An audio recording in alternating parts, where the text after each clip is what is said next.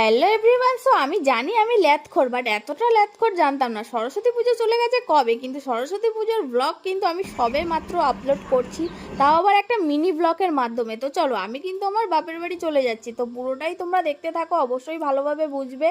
তো চলো, আমি এখন কোমর দুলিয়ে দুলিয়ে চলে যাচ্ছি।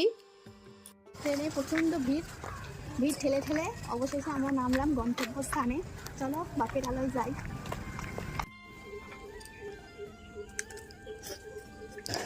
এখনো সরস্বতী পুজো হয়নি, ফুল খাচ্ছি। স্কুলের সাইজটা কিন্তু হেভি বড় ছিল, লবণ দিয়ে একটা স্যাড মারছি।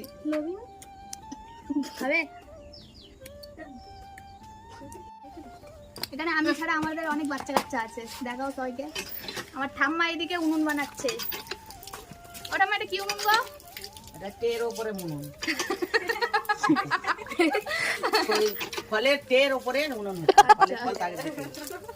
বুঝলাম না না, তারপর আর কি সবার সাথে বেশ ভালোই আড্ডা মারলাম। অনেক দিন পর বাপের বাড়ি এসছি বলে কথা। সন্ধ্যেবেলা টিফিনও করেছিলাম, বাট তোমাদেরকে দেখাতে কিন্তু আমি ভুলেই গেছি। তো রাতে এখন ডিনার হচ্ছে।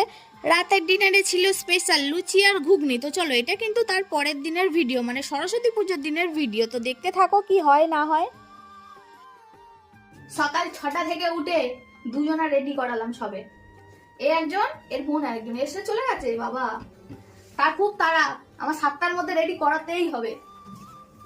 এটা মুখটা দেখিয়ে দাও।